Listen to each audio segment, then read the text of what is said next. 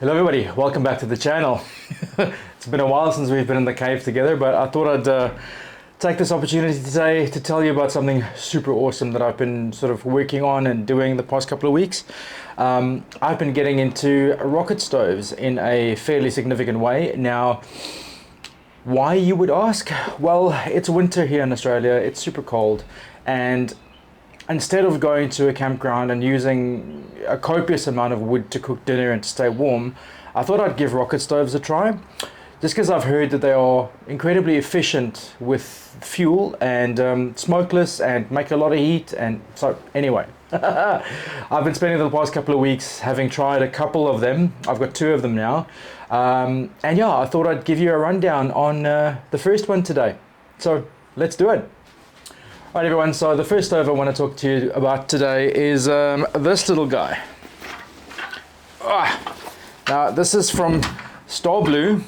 It is a collapsible, super compact little rocket stove. Now, if you haven't seen me use this before, I'll link a couple of videos in the description for you where you can see me actually use them, but I might lay some clips in during this process for you as well. So what I think we'll do is I'll show you how this thing comes and how it assembles, just so you've got some context, all right? So this is a collapsible rocket stove from Starblue. It weighs about 8 kilos, so it's by no means a lightweight little thing. It's a bit hefty. It's made out of carbon steel. So already what you can tell from this thing is it's really well made. It is super simple in its construction. There are no moving parts. Nothing is going to corrode. This thing should last you an enormous amount of time. If you look after it and don't leave it out in the rain or doing other stupid stuff with it, this should last you the rest of your life. All right, so let's get some of these pieces out of here and assemble it, and I'll show you what it looks like. So there's a couple of little bits in here, so I'm just going to unpack this.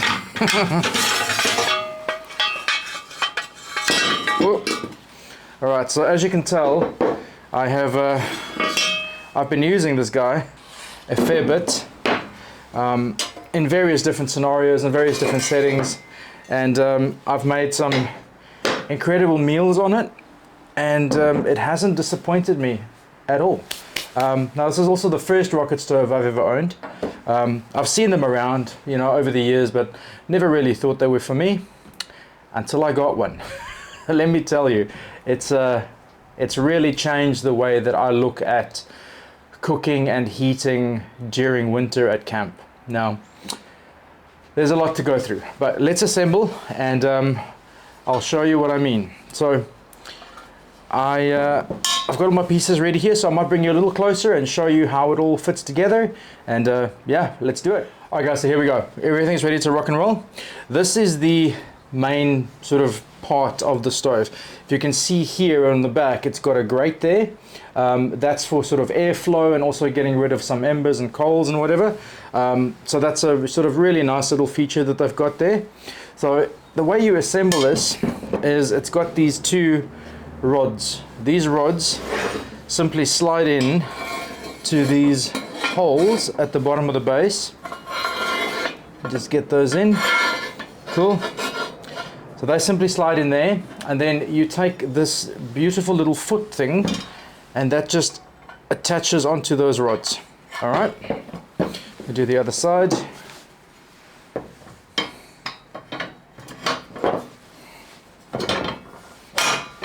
There we go, and that's the base now complete. Okay, that's really, really sturdy, and I do like that it's on 4 sort of feet.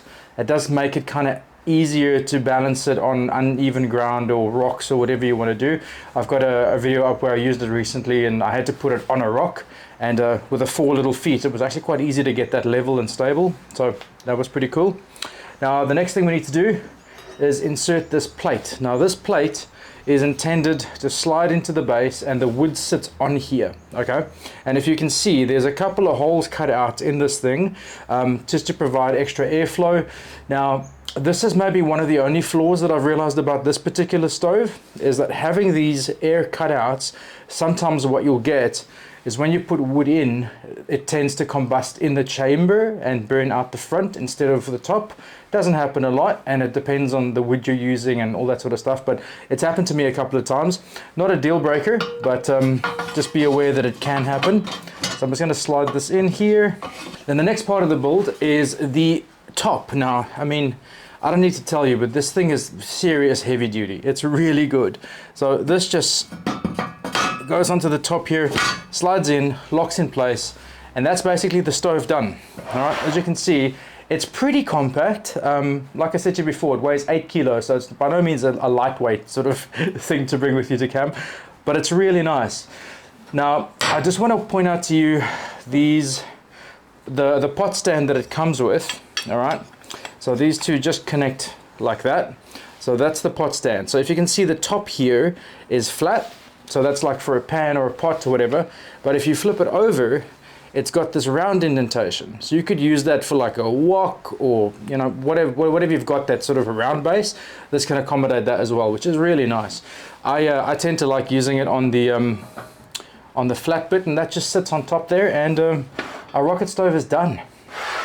Super simple, super quick, very efficient.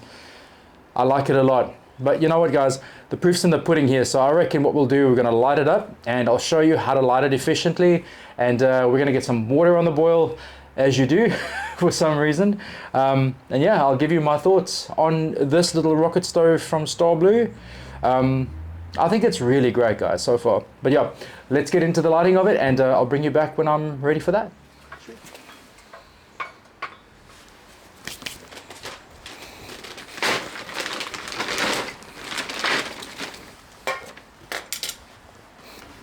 Alright guys, I hope you can all hear and see me okay. I had to move the camera all the way back there under a roof, so let's get into it. So what I like to do, and what I found works really well to get these things going properly and efficiently really fast, is to grab a couple of handfuls of like really small kind of style kindling. A couple of bits like this, really sort of nice and dry pieces of wood.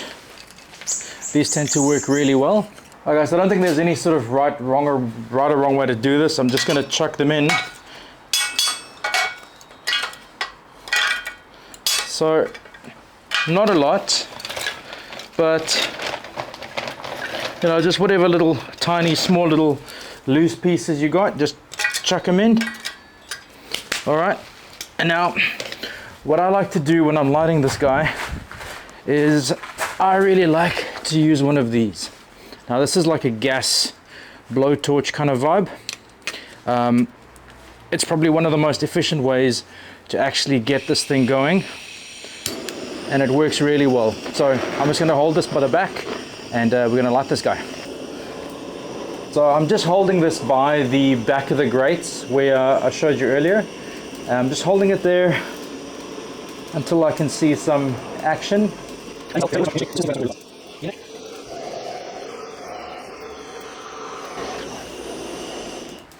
And there we go, the stove is lit. I've got a little bit of combustion happening in there. All right, cool. I'll bring you closer and I'll show you what it looks like. Alrighty, boys and girls, so as you can tell here, we are officially rocking and rolling. What I like to do now is I'll just start taking sort of larger pieces and just putting them into the combustion chamber, sort of, you know, that sort of size. So as these embers start burning down, these bits are going to light. So I'm not going to be putting in like a hell of a lot, just enough to kind of start restricting the airflow from the front, so we can maximize the airflow coming up the top here. So that's probably about where I'd like it. Add a few more on the top, just to keep the combustion going. And as you do this, you'll see that some flames will be coming through, and there's a little bit extra smoke here. But once this thing is going, it's virtually smokeless. All right, I think that's enough for now. It's probably 2 big handfuls of about that size of kindling in there. So let's see.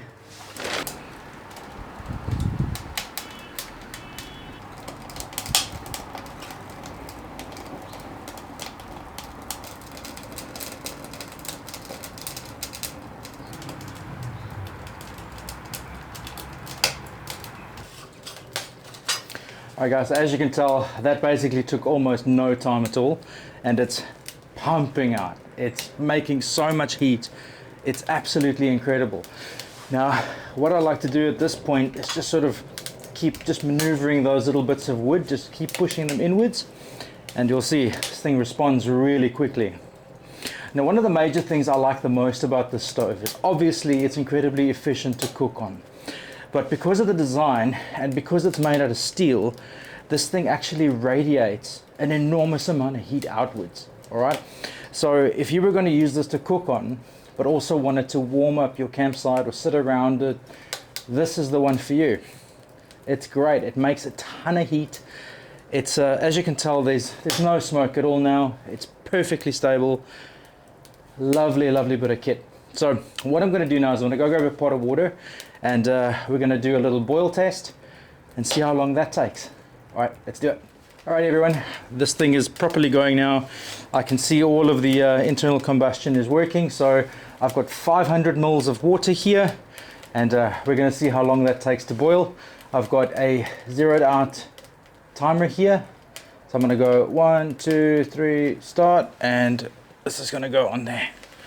Cool. All right, so I'll bring you back when this water is boiled, and we'll see exactly how long that took, right? Shoot.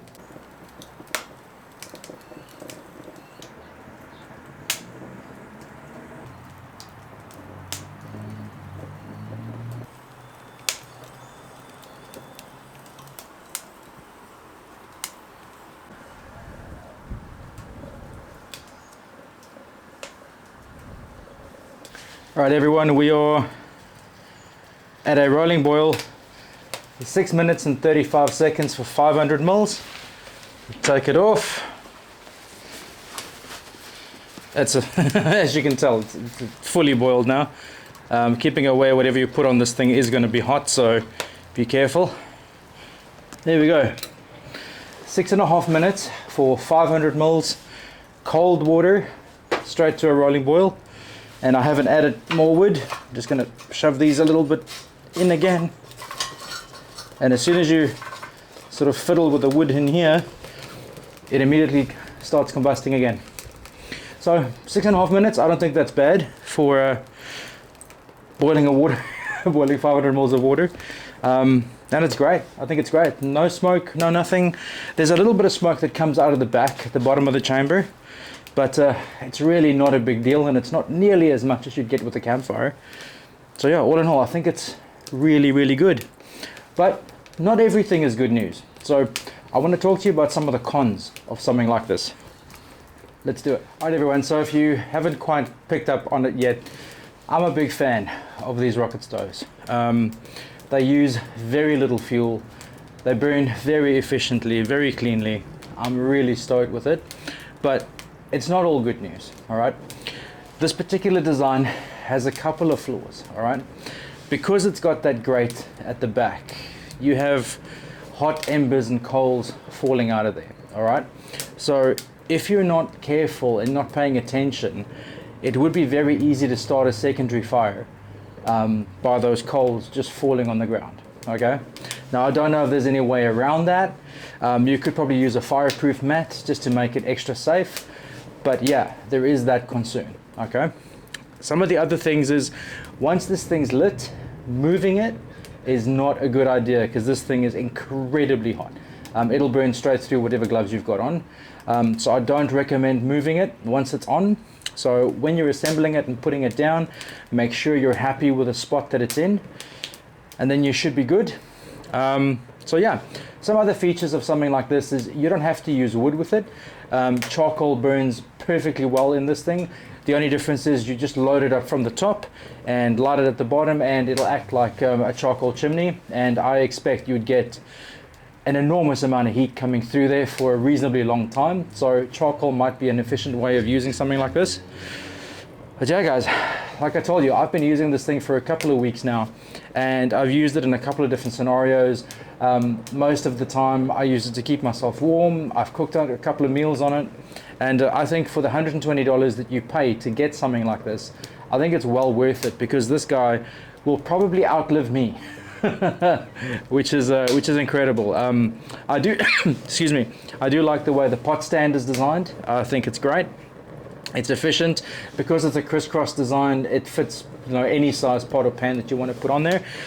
The pot stand is also reasonably high, so you're not going to be restricting any airflow or any flame flow from the combustion, which is great. I like the feet design. I think it's great. So yeah, guys, I don't know. Have you guys used something like this? What are your thoughts on rocket stoves? Have you ever used one? Are you keen to try one? I reckon it's a pretty good little addition to any sort of camping kit, especially if cooking efficiency is what you're after. Yeah, let's wrap it up, and I'll give you my final thoughts. Alright guys, so my final thoughts on the Starblue collapsible rocket stove. Guys, like anything that involves fire, common sense has to prevail. Alright, if you're going to use any sort of combustion fuel, whether it's gas or wood or a rocket stove or a campfire or whatever, common sense has to prevail. So some of the things to keep in mind when you're using something like that is starting secondary fires is actually quite a bit of a risk with something like this, just because they burn so hot and the embers fall right on the ground, so just be aware of that. Secondly, you don't want to be moving this thing when it's hot, when it's on, because it is incredibly hot and you will burn yourself. You also don't want to be putting this on anything that is, you know, meltable or combustible. You don't want to be putting this on a wooden table or a plastic table or a camping table, and you never ever want to be using these inside of a tent. I don't think that is a good idea. It obviously depends on the tent. Maybe there are some that would be okay, but I wouldn't recommend doing that. Some of the other things about this thing is, like I said to you, it is incredibly efficient in terms of its fuel use. I've put, you know, a very small amount of really dry, very combustible kindling in there, and boiled 500 mils of water. It's been on for roughly about 12-14 minutes, and it's still going super strong. So it's very efficient in its fuel usage. It's collapsible. It doesn't take up much space. It weighs about 8 kilos, so it's not exactly a light piece of kit. But they're fantastic. If you're after something that, you know, is quite interesting and quite unique and very easy to use, I reckon a rocket stove might be for you. So yeah, guys, I'm going to keep using this little guy over the next couple of months, and if there's any changes or if I change my opinion on it, I'll definitely update you and let you know. But right now, as I stand, for 120 bucks, you're getting a really nice piece of kit that's going to last a very long time and not use a lot of fuel and not cause you a lot of headaches. So yeah, in my brain, it's a no-brainer. Sorry for the pun.